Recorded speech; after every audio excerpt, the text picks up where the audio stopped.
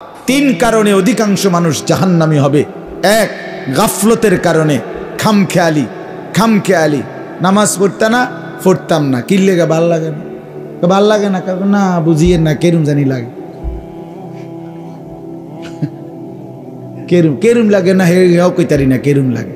তোরে টাঙ্গাইয়া ফেডন দরকার বেটা, তোর রোদের মধ্যে ফেডন দরকার, তোর তো কেরুম লাগে বেটা, বেওকুফ থাকে। তুই কি ফেলাস্টিক বেটা, কথা কইলা এটা মানে গাফেল আর কি, খামখেয়ালি। মনে হয়েছে হাঁটে, নিজে নিজে হাসে, মোবাইল টিপতে আছে, বেডির নাচ দেখতে আছে তো দেখতে আছে, আড্ডা দিছে তো 3টা বাজে বাড়িছে, রাতের বাজে 12টা, আড্ডাই দিতে আছে, যেখানে মুতে ধরছে এখানে মুতে দিতে আছে, মানে কোনো পশ্চিম নাই। আমার অসংখ্য ছেলে পেলেরে দেখলে আমার কাছে মনে হয় আরে তে তো প্রতিবন্ধী না রে, আসলে তার সিরা না, তার তো ভালো ডাক্তার দেখানো দরকার, মানসিক ডাক্তার তার খুব দেখানো দরকার। তার তো কোনো নিজের চুল নিজে বড় করে আবার নিজেই ফিরায়, তো তুমি এটারে সামনে বাড়াইয়া রাখলা, আবার তুমি এটারে পিছা ফিরাও কা? বেকুব কি এরকম হয়? এত বেকুব কি আর বাজারে ওঠে? পাগল, ছি ছি ছি। আপনি বলেন একটা মূর্খতার তো সীমা আছে। আপনি এটারে নিচে রাখছেন, আবার একটু পর পর আপনি এটার উঁচু উঠান, আবার নিচে রাখলেন, আবার নিচে উঠালেন, আবার তো আপনি আমারে কি বলবেন কি হুজুর আপনি এরম শুরু করছেন?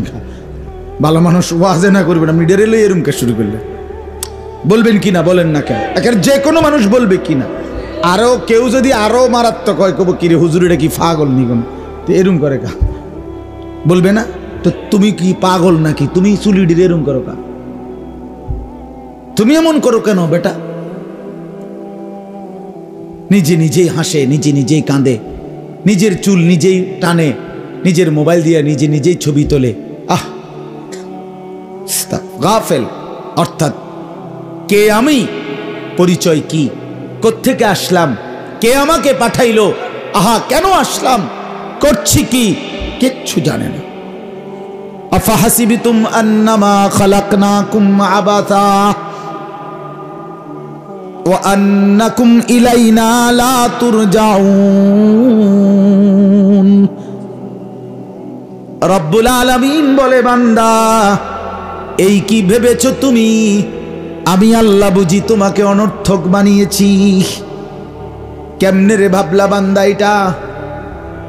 9টা মাস মায়ের অন্ধকার জরায়ুর ভিতরে আমি রব্বুল আলামিন তিল তিল করে, অল্প অল্প করে, বড় যত্ন করে, বড় মায়া করে, গোটা পৃথিবীর আড়াল করে, কাউকে না জানিয়ে, কাউকে না বলে, আমি আল্লাহ একাই আমার কুদরতি হাতে তুই বান্দাকে 9 মাস ধরে বানিয়েছি।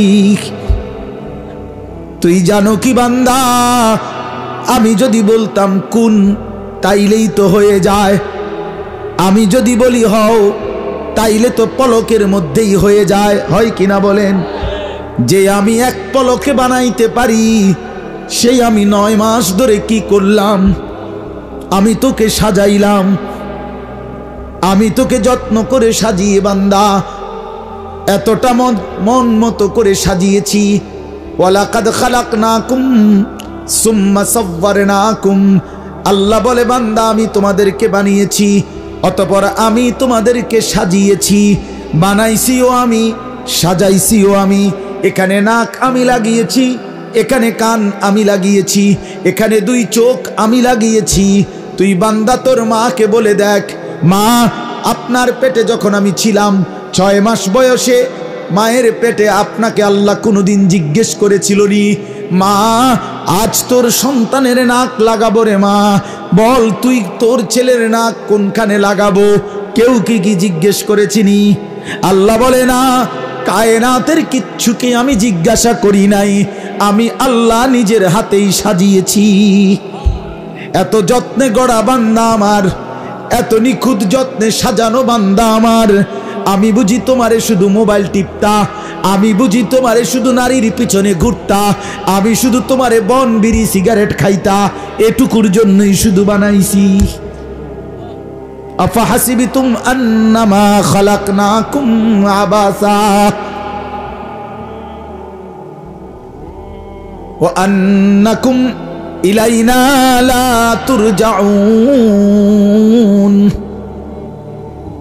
আল্লাহ বলেন এরপরে, বান্দা তুমি কি এই ভেবেছো আমি রব্বুল আলামিনের কাছে তুমি ফেরত আসবা না? যেই তামসা করতে আসো মনে তো হয় কোথাও যাইতে হবে না। এত বাটপারি এত সিটারি বুঝি মানুষে করে, এত নারী বুঝি মানুষে দেখে, এত উলঙ্গ ছবি বুঝি মুসলমানের বাচ্চা দেখে, এত লম্বা 365 দিনে খোদার 1 বছর, একটা দিনও তুমি ফজরের নামাজ কোনোদিনও পড়লা না যুবক। কি ভেবেছো তুমি কোথাও যেতে হবে না? তুমি আল্লাহ থেকে ছুটে গেলা, তোমারে আর কেউ ধরবে না নাকি? কি ভেবেছ? মাকে বলো মা, বোনকে বলো বোন, আজকে 10 বছর ধরে প্রতিদিন বেপর্দা, কোনোদিন তুমি পর্দা করো না। আরে বেপর্দা বোন, কি ভেবেছ তোমাকে কেউ ধরবে না? তুমি কারো কাছে ফিরতে হবে না, আল্লাহর কাছে যেতে হবে কিনা? বলেন না কেন? যেতে হবে কিনা? তো আল্লাহ বলছেন, আরে বান্দা কি মনে করছো? ওমা রব্বুকা বিগাফিলিন আম্মা তা'মালুন। আল্লাহ বলে বান্দা তোমরা যা করছো একটা কাজের ব্যাপারেও আমি আল্লাহকে গাফিল ভেবো না। আমি জানি, আমি দেখি, আমি খবর রাখি, আমি হিসাব রাখি। ওয়ালা তাহসাবান্নাল্লাহা গাফিলান আম্মা ইয়ামালুজ জালিমুন। আল্লাহ বলে জালেম নাফরমান রাতে কিংবা দিনে, আলোতে কিংবা অন্ধকারে, একাকী কিংবা প্রকাশ্যে, ঘরে কিংবা বাজারে, দোকানে কিংবা ব্যবসাতে, চাকরিতে কিংবা অফিসে, যেখানে যত জুলুম করছো নাফরমানি করছো, আমি আল্লাহকে 1 সেকেন্ডের জন্য গাফিল ভেবো না। আমি আছি, আমি দেখি। আলাম ইয়ালাম বিআন্নাল্লাহা ইয়ারা। আল্লাহ বলে বান্দা জানো কি, আমি কিন্তু সারাক্ষণ তোমাকে দেখি। কতক্ষণ? বলেন, আবার বলেন। আল্লাহ দেখেন কতক্ষণ? আল্লাহ দেখেন কতদিন? সারা দিন। আল্লাহ ছুটি নেয় কখন? আল্লাহ বিশ্রাম করে কখন? আল্লাহ অবসর নেয় কখন?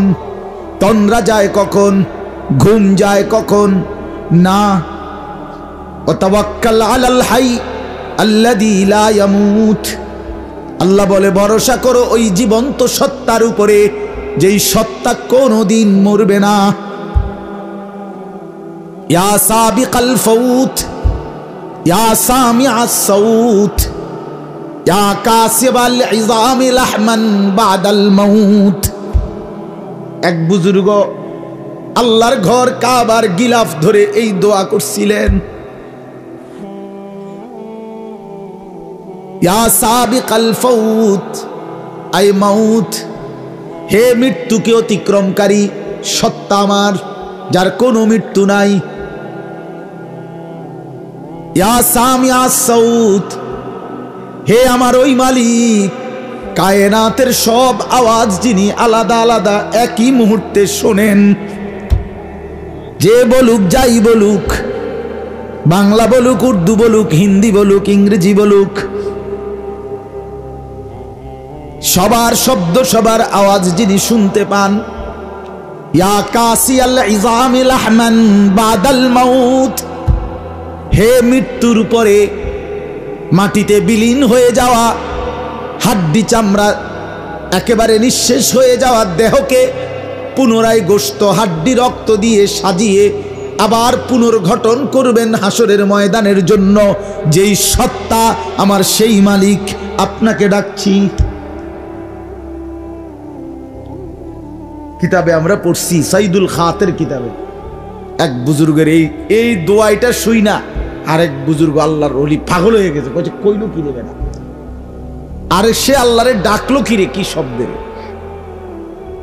পরে বলছে আপনি আমার এটা লিখে দেন। পরে উনি এটা লিখে দিস, ইয়া সাবিকাল ফাউত, ইয়া সামিআস সাউত, ইয়া কাসিয়াল ইযামি লাহমান বাদাল মাউত। সুবহানাল্লাহ। আল্লাহকে গাফেল ভেবো না। আল্লাযী ইয়ারাকা হিনা তাকুম ওয়া তাকাল্লুবাকা ফিস সাজিদিন। আল্লাহ বলে, বন্ধু আপনি যখন দাঁড়িয়ে থাকেন, আপনি যখন নামাজের জন্য দাঁড়ান, আমি সরাসরি আপনাকে দেখি। ওয়া তাকাল্লুবাকা ফিস সাজিদিন, আপনি যখন আমার নামাজি বান্দাদের সাথে রুকু সেজদার জন্য উঠা বসা করেন, আমি বন্ধু তখনও আপনাকে সরাসরি দেখি। গুনার আড্ডায়ও দেখি, সেজদার মধ্যেও দেখি, মদের আড্ডায় যুবক তোকেও দেখি, তাহাজ্জুদের সেজদায় যুবক তোকেও দেখি। দেখে কিনা বলেন? হ্যাঁ, এক এক ছেলের চেহারা সুরে দেখলে বেটা কড়ি মুড়ি ভিতরে ঢুকিয়া গেছে। তোমাকে মানুষের বেডি চাইতে চাইতে, অসভ্য ছবি দেখতে দেখতে বেটা হাইওয়ান চেহারা সুরত জানোয়ারের মতো হয়ে গেছে। বেটা দেখ, বেটা তুই বেটা মানুষের বাচ্চার আকৃতি নাই।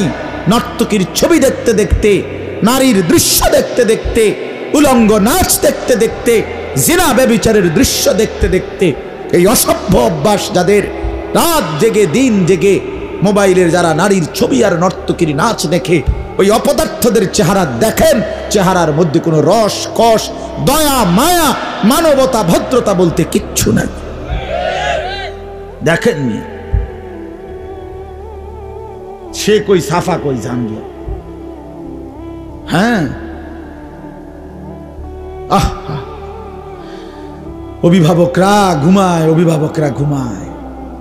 অভিভাবক হেতের বেড়ার স্বপ্ন একটাই, তে নামাজ রোজা আল্লাহ খোদাইডি বাদ দে, তারে জিঙ্গা বিদের যাবনি টেয়ার দরকার। কথা বোঝেন নাই? তার কি দরকার? 18 বছরের একটা ছেলে এক বাফের যেন এটিএম বুথ বুঝেননি, জিডি দিয়ে টিপ দিলে টেহা বাইর হয়, টাকার মেশিন। হ্যাঁ, এবার বুঝছে এটা কি আমার একটা কি এটিএম বুথ। নামাজ রোজা ইমান আমল আখেরাত পরকাল তো বাদ দিতে চাইতাম বেটা, বিদেশ যাবি নি হেডা কম টেয়ার দরকার। তো চাষায় জমি বেচবো শুনতে আছি, কোন সময় জমি ছেড়ে দেয় টেয়া নাম মিল না রাখলে। শুনছি হেন্দে 10 শতক বেচা লাগব, তো জেডা টাকা কি রাখতেইব, রেডি রাখতেইব। আল্লাহ আমাদেরকে মাফ করে দেন। আমার বাপ, আমার ভাই, আমি মূলত কথাই শুরু করছিলাম। প্রিয় নবী সাল্লাল্লাহু আলাইহি ওয়াসাল্লাম 2 মাস টানা রমজানের জন্য দোয়া করতেন, মনে আছে নি কথাটা? অতএব রমজানকে চাওয়া, রমজানের জন্য কামনা করা, রমজানের জন্য দিল থেকে দোয়া করা, এটা একটা আমল, এটা একটা রাসূলুল্লাহ সাল্লাল্লাহু আলাইহি সাল্লামের অনুসরণ, ঠিক কিনা বল? 2 নাম্বার, নবী সাল্লাল্লাহু আলাইহি ওয়াসাল্লাম শাবান মাসে, রমজানের এই আগের মাসে যেটা এখন চলতেছে, এই মাসে লম্বা টানা 15 দিন, 10 দিন, 12 দিন, 17 দিন নবী সাল্লাল্লাহু আলাইহি সাল্লাম নফল রোজা রাখতেন। বছরের 11 মাসের মধ্যে একমাত্র এই মাসেই নবী রমজান ব্যতীত সবচেয়ে বেশি নফল রোজা রাখতেন। অন্যান্য মাসে নফল রোজা রাখতেন নির্ধারিত, যেমন 13, 14, 15 চাঁদের আইয়ামে বীজের 3টা রোজা রাখতেন, সোমবার বৃহস্পতিবার দিন রোজা রাখতেন, আশুরার 10ই মহররমের রোজা রাখতেন, জিলহজ মাসের 9 দিন রোজা রাখতেন। হ্যাঁ, এগুলো রাসূলুল্লাহ সাল্লাল্লাহু আলাইহি ওয়াসাল্লাম ওই শাওয়াল মাসের 6 রোজা রাখতেন, এগুলো নবীজির আমল ছিল। কিন্তু এমনিতে নফল রোজা টানা 15 দিন, 17 দিন, 12 দিন, 10 দিন টানা নফল রোজা, ফরজ না, রমজানের রোজা না, নফল রোজা এই শাবান মাসে নবীজি রাখতেন। নবীর সাহাবীরা জিজ্ঞেস করছেন, ইয়া রাসূলুল্লাহ সাল্লাল্লাহু আলাইহি ওয়াসাল্লাম, আপনি রমজান ব্যতীত এই শাবান মাসে এত লম্বা, এত বেশি নফল রোজা রাখেন কেন?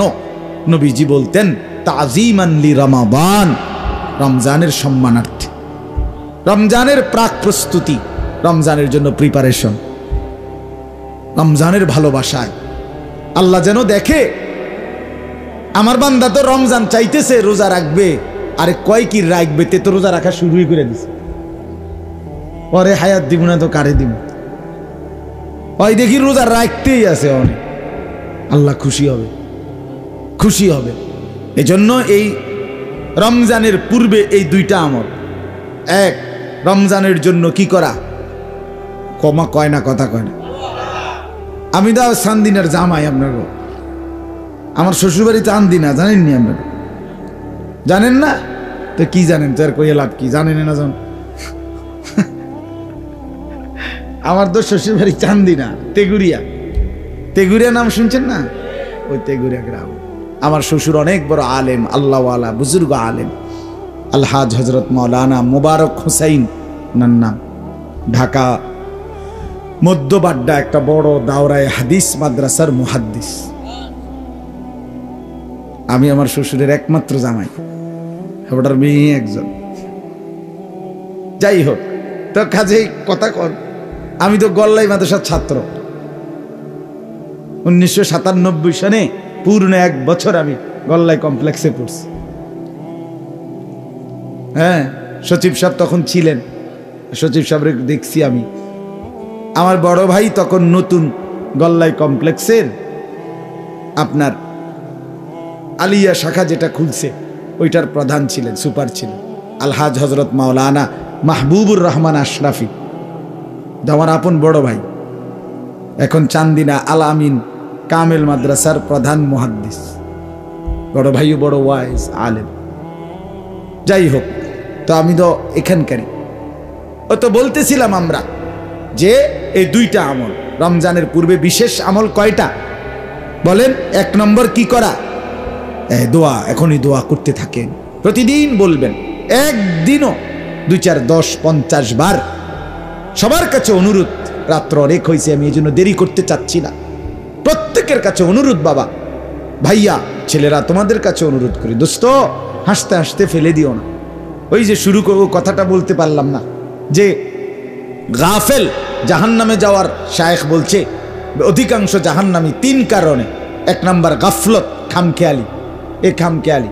আরেকটা হলো জাহালাত, কোরআন সুন্নাহর অজ্ঞতা, শরীয়তের মাসআলা মাসাইল, দ্বীনের বিধান জানার কোনো মানসিকতাই নাই। মুরুখ মানে জিঙ্গেলে চাচা ভাই, না হুজুর আমরা এরকম সাধারণ মানুষ, কোনো রকমে বাদ্যুগা খাইয়া হইয়া না থাউন, ইতান আমরা এত তান বুঝছে কি আর কুলাই তার মনে আলাপ আলাপ করে, বুঝেন না মামুন, আলাপ করে তাই না। কিন্তু তাই নিরে আপনি যদি বলেন যে চাচা আপনি বিএস খতিয়ান বুঝেননি, সিএস বুঝেননি, আরএস বুঝেননি, কয় বুঝিনি মানে হ্যাঁ, আমনে যে আজ যে আমনগো বাড়ির লগে দিয়ে যে 1.5 রাত জাগা লইয়া যায়, যে মামলা 30 বছর করে, এটা ছাড়তেন না? যে এটা আর কি কও ছাড়তাম না মানে জামা বইটা লেছে, আর কি কও ছাড়মু কি লেগা? বাপ দাদার জমি, এই নালে দরকার হইলে বাকি 50 শতক বেচালাম, এই জায়গা লইয়া ছাড়মু, তারে দেখাই দিমু বেটা, জীবনে মরি আর বাঁচি বেটা, দরকার হইলে ভিক্ষা করুম, কিন্তু মামলা চালাম, ভিক্ষা করবো দরকার এমন ডাকাইতে ঢাকায় আছে না, এমন কি কর না কা ভিক্ষা করবো দরকার হইলে। এবার তার ফুতেরে কয়ে গেছে, তুই বেড়া যদি বাপের ঘরে হয়ে থাকস, তোর কাকারে দিচ্ছে এই জমি, কিন্তু কইলাম তাহলে আমি কবর ফাইটটা মরে যাবো। আবার আপনি তো মরেই গেছেন, আপনি মরণে তো আপনার কবরে দিচ্ছে। হায় হায় হায় হায় হায় হায়, এত বড় ডাকাইত মানুষ। হায়, আল্লাহ কোরআনে বলছেন, আমার বান্দা মজলিসে জায়গা ছেড়ে দিও, আমি জায়গা দিমু। তা আমি বুঝছি যে আল্লাহ যেন এটা বলছে যে তুমি জায়গা দাও, ছাইরা দাও, আমি দিমু। আর রাসূলুল্লাহ হাদিসে বলছে, অন্যায় ভাবে 1 বিঘত জায়গা, মান আখাযা শিবরাল আরদি যুলমান, কারো যদি কেউ অন্যায় ভাবে 1 বিঘত জায়গা জুলুম করে নিয়ে নেয়, খোদার কসম নবী বলছে কিয়ামতের দিন 7 তবক জমিনের নিচের মাটি ওই নাফরমানের কাঁধে, শরীরে, দেহে পেঁচাইয়া দেওয়া হবে। তাওয়াক্কাহুল্লাহু ইয়াউমাল কিয়ামাহ 7 আরদিন।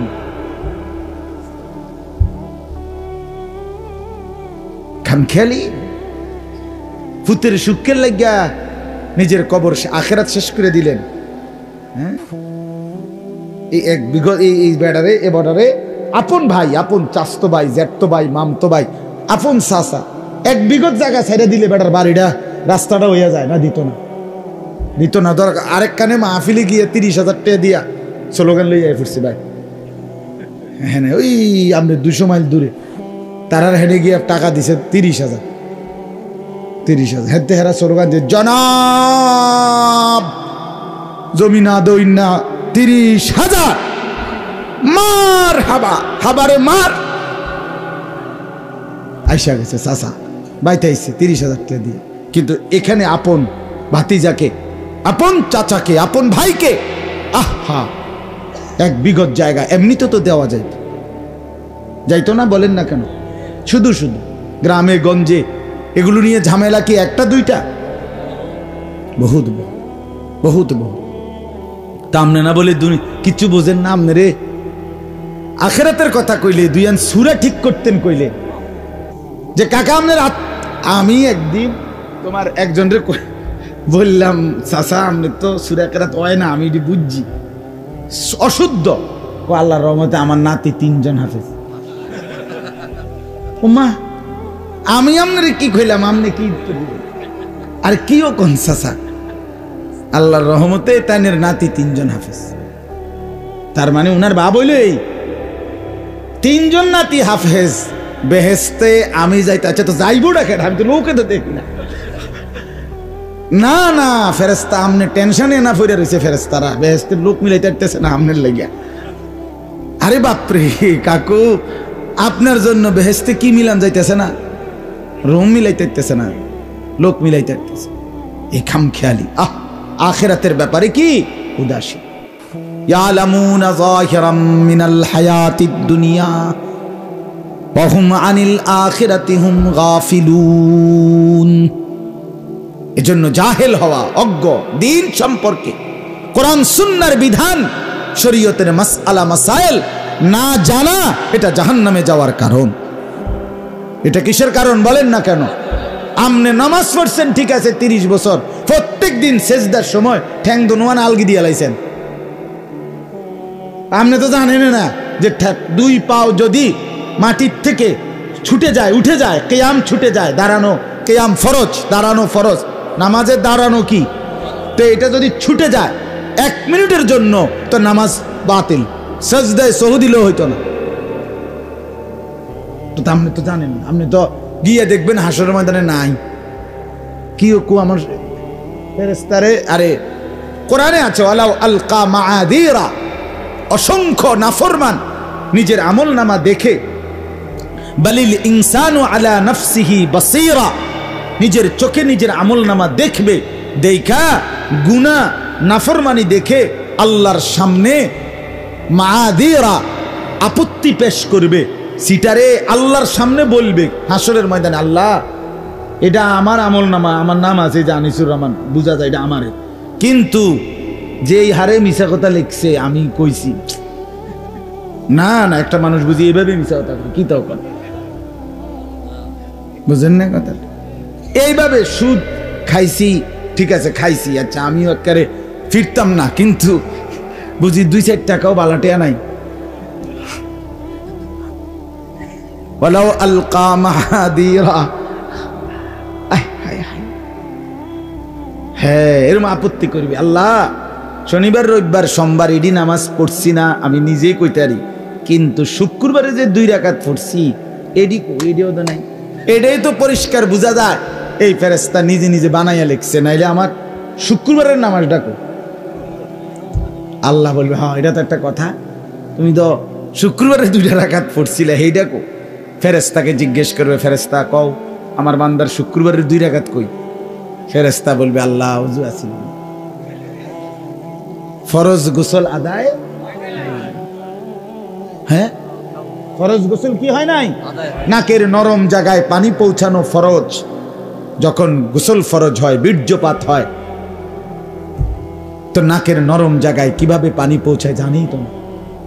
লক্ষ লক্ষ আপনি জেনারেল শিক্ষিত ছেলে মেয়েকে আল্লাহ মাফ করুন জিজ্ঞেস করে দেখেন, বলো বাবা তুমি কও নাকের নরম জায়গায়, প্রত্যেক মানুষের নাকের 2 অংশ এক অংশ শক্ত জায়গা, এক অংশ নরম জায়গা, এইভাবে বাঁকা হয় জেদ্দুর, এদ্দুরে বলে নরম জায়গা। এই পর্যন্ত পানি পৌঁছাইতে হয়। পানি নিয়ে নিঃশ্বাস বন্ধ করে নাকের কাছে নিলে হাতের কোষে হালকা টান দিলেই নাকের নরম জায়গা পর্যন্ত পানি চলে যায়, অটোমেটিক চলে যায়। এনে এনে ঝাঁজ লাগে হালকা, বুঝাই যায়। এটা তো জানে না অসংখ্য মানুষ, এবং ওই গুরুত্ব দিয়ে সে তো পানি পৌঁছায় নাই। অজুর মধ্যে নাকে পানি দেওয়া সুন্নত, কিন্তু ফরজ গোসলের সময় নাকের নরম জায়গা পর্যন্ত পানি পৌঁছানো ফরজ। এখন ফরজ আদায় না হলে আপনারে যদি বঙ্গোপসাগরে নিয়া, আপনার স্পিড বোটে করে মাঝখানে নিয়া এরপরে সুবানি দেয় যে আপনারে বঙ্গোপসাগরে গোসল করাইছে, তারপরও আপনি কি হবেন না? নাজাফত আর তাহারাত এক কথা নয়, পরিচ্ছন্নতা আর পবিত্রতা এক কথা নয়। পরিচ্ছন্ন হতে পারে সাবান ডল্লা, পরিচ্ছন্ন হইতে পারে অন্য কোনো ভাবে, কিন্তু পবিত্রতা অর্জন হয় শুধুই ইসলাম সম্মত পদ্ধতিতে। কোরআন বিহীন, রাসূলুল্লাহর তরিকা বিহীন কি হইতে পারে না? তাহারাত হইতে পারে না রে বন্ধু। গাতে আপনি মনে করেন সাবানের গ্যারান কর, সেন্টের গ্রান কয়, কিন্তু এটা পরিচ্ছন্ন হইতে পারে, পবিত্র হয় না। আর পবিত্রতা বিহীন লা তুকবালু সালাতুন বিগাইরি তুহুরিন, নবী সাল্লাল্লাহু আলাইহি ওয়াসাল্লাম বলেন, তিরমিজি শরীফের প্রথম হাদিস, নবীজি ইরশাদ করেছেন, পবিত্রতা ব্যতীত কোনো নামাজ কবুল হয় না। চার রাকাত কি কথা বলেন না কেন? আপনার তো কি নাই, শরীরে নাপাক, তো ফেরেশতা কি দিয়ে লিখবে? কথা বুঝছেন না কথা? এবার বুঝছেন? দিন সম্পর্কে জানা উচিত। কথা বলেন না কেন? জানা উচিত কিনা বলেন? হিসাব ছাড়া আপনি আলেম আছে জিজ্ঞেস করেন, এটা তো ওলামাদের পরিষদ, আপনি জিজ্ঞেস করেন, হিসাব ছাড়া কেউ যদি 1 কোটি টাকাও দান করে, কিন্তু তার উপরে যে ফরজকৃত যাকাত, যেটা শরীয়তে ফরজ, এটা 1 টাকাও আদায় হবে না।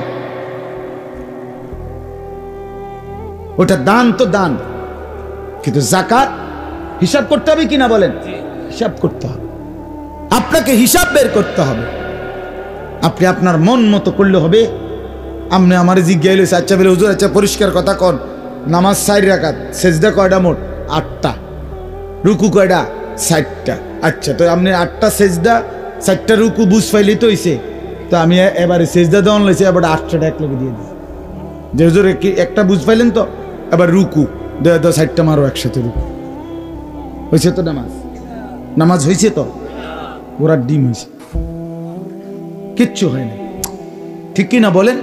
তাহলে আপনার মন মতো হবে কি না? বাফ জাহালাত, অজ্ঞতা। ওলামাদের দরকার কেন? কেন যুগে যুগে আল্লাহ তাআলা ওলামা তৈরি করছেন? কেন তৈরি? বিশ্বাস করেন, আল্লাহর কসম, একদিন জমিনে মুসলমান ইমানদার মনে রাখবেন, ওলামায়ে কেরাম শূন্য হলে ইমান আমলের নিরাপত্তা, আখিরাতের পথ আপনাদের আমাদের কারোই মিলবে না, মিলবে না রে বাপ। ওলামায়ে কেরাম থেকে বিচ্ছিন্ন হয়ে সফলতার মঞ্জিল, আখিরাতের সন্ধান, জান্নাতের পথ কেউ পাবে না, কেউ পাবে না, কোনদিন না। মোবাইল টিপ্পা আখিরাত মিলবে না, ফেসবুক টিপ্পা আখিরাত মিলবে না। আখিরাত মিলতে হবে ওলামায়ে কেরামের সান্নিধ্যে, ওলামায়ে কেরামের সোহবতে। ফাসআলু আহলা যিকরি ফানজুরুনা, আল্লাহ বলে নাই ফানজুরু, তোমরা কিতাবে দেখে নাও শুধু, না না, ফাসআলু আহলা যিকরি, জীবন্ত জীবিত কোন ওলামা, আমার শরণওয়ালা, আমার মুত্তাকি আল্লাহওয়ালা কোন আলেম থেকে, ইন কুনতুম লা তা'লামুন, তোমরা যা যা জানো না তা জিজ্ঞেস করে নাও, জিজ্ঞেস করে নাও। নবীজি জিজ্ঞেস বলছে, ইন্নামা শিফাউল আইয়্যি আস-সুয়াল, নিশ্চয়ই অজ্ঞতার, না জানার চিকিৎসা আলেমে দ্বীন, জাননেওয়ালার কাছে জিজ্ঞেস করে নাও। আপনাদের জন্য অসাধারণ নাম নির্বাচন করছে ছেলেরা, নওজোয়ান আলেমরা, সাবিলুস সালাম ওলামা পুরুষ, একেবারেই তো অনেক সুন্দর নাম।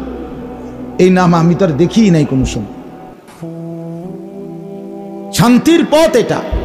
আলহামদুলিল্লাহ, তরুণ আলেম, নওজোয়ান আলেম আপনাদেরকে নিয়ে ফিকির করছে, ভাবতেছে, ছোট্ট হোক, অল্প হোক, সীমিত পরিসরে হোক, কিন্তু ইখলাস ও তাকওয়া থাকলে একদিন আগায় যাবে, কোনো সন্দেহ নেই। এই মাওলানা মামুনুর রশিদ আমার আগে মূলত তার পেরেশানির কারণেই আসা, যথেষ্ট পেরেশানি, বাকিদের সাথেও আমার কম বেশি পরিচয় আছে। সবাই ফিকির করেন, আল্লাহ তাআলা আপনাদের প্রত্যেকের ফিকিরকে কবুল করে নেন উম্মতের ইসলাহের জন্য। এটা তো সিফাত। উলামায়ে কেরাম একই সাথে রাসূলুল্লাহ সাল্লাল্লাহু আলাইহি সাল্লামের ইলমের ওয়ারিস, তো রাসূলুল্লাহ সাল্লাল্লাহু আলাইহি সাল্লামের চোখের পানিরও ওয়ারিস। উম্মতের জন্য নবী যে পেরেশান ছিলেন, মুতাওয়াসিল আল আহজান দাইমাল ফিক, এটারও ওয়ারিস।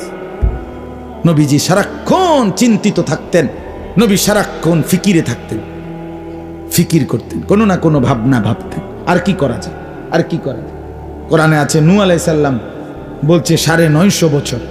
কোরআনুল কারীমের দৃশ্য দেখেন, মসজিদের কোরআন, কোরআনুল কারীমের দৃশ্য দেখেন, হাজার হাজার লক্ষ লক্ষ মসজিদে আল্লাহর কোরআন এমন অবহেলিত।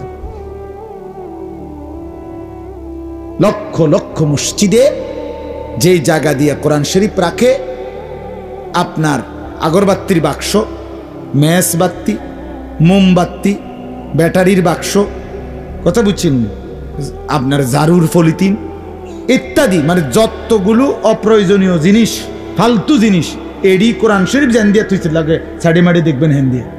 অর্থাৎ এরা যেন বুঝাইছে মসজিদ কমিটি, আমরার মসজিদের যত অপ্রয়োজনীয় জিনিস এড়িয়ে দিছে ইল্লাল্লাহ। অতএব এটা অনেক বড় জুলুম।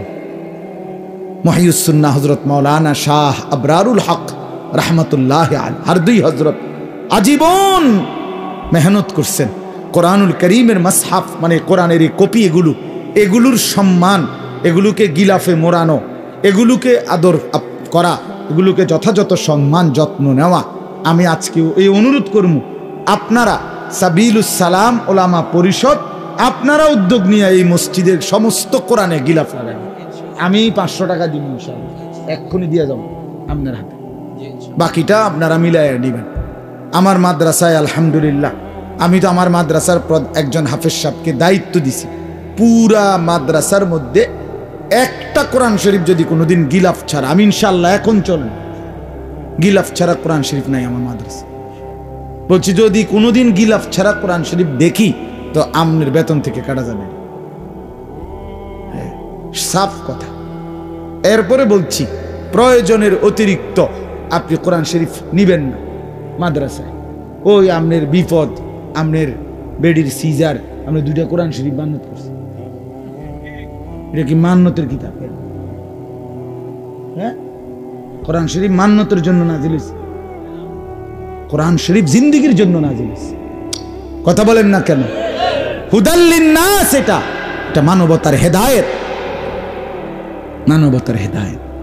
স্ত্রীর সিজার, তো এই সময় কি করতে হয়, আল্লাহকে কিভাবে ডাকতে হয়, আল্লাহকে সেজদা দিতে হয়, সেই বিধানে না জানা দরকার ছিল।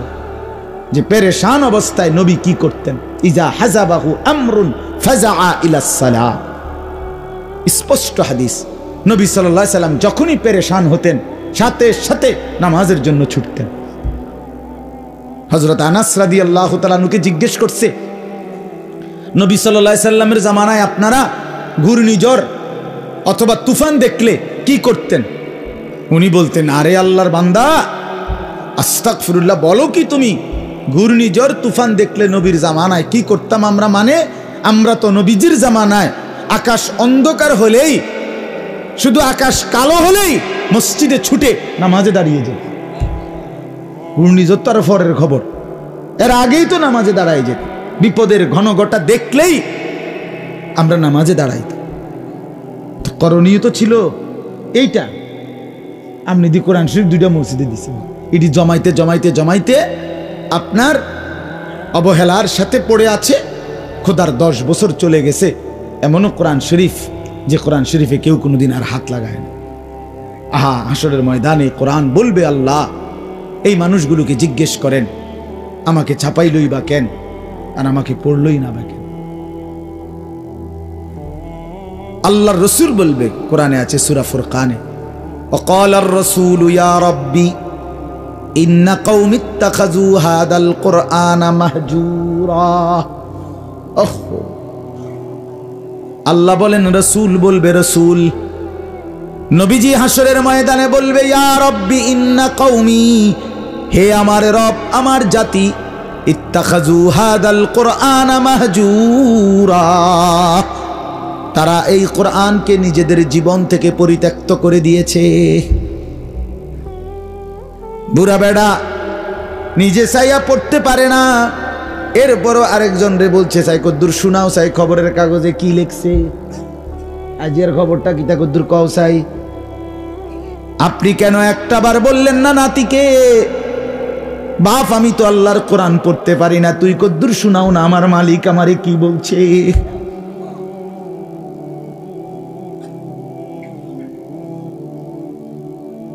আমার নানি, বুড়া নানি রে দেখতাম, আমার নানি, আমার খুব মনে আছে, আমি এটা আরো অনেকবার বলছি না, আমার নানি রে দেখছি আমি ছোটবেলায় নানার বাড়িতে খুব বেড়াইতে যাইতাম, যেই কোনো ছুটিতে নানার বাড়িতেই যাইতাম। ছোট মামা মামি খুব আদর করতেন, নানি আদর তো নানার বাড়ি গেলেই নানি, প্রথম দেখা করলেই নানি বলতো, নাতি, নানি রে ওগা সূরা তর্জমা শোনাও না। সবসময় এক আল্লাহর কসম আমার নানির এই অভ্যাস ছিল। আমার মনে আছে আমি ছোটবেলায় এমনও হয়েছে, নানার বাড়ি গিয়েই নানির কাছে গিয়া প্রথমেই কইতাম, নানি শোনেন, বেড়াইতাম আইছি, 2টা দিন বেড়াইতাম আইছি, ঝামেলা করেন না কিন্তু।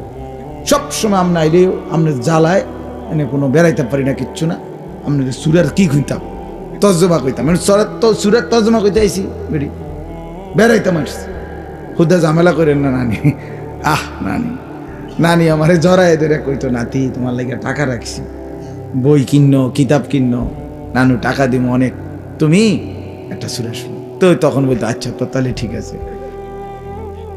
ছোট মানুষ তখন বুঝতাম যে না, নানি টাকা দিবে তো ঠিক আছে, শুনাই। তো ছোট ছোট সূরার তর্জমা শুনাইতো। মালিকের কোরআন শুনতে পেলেন, এই কান আর শুনলো কি রে বাপ? আল্লাহর কোরআন পড়তে পারলেন না, এই জবান আর কথাই বলল কি?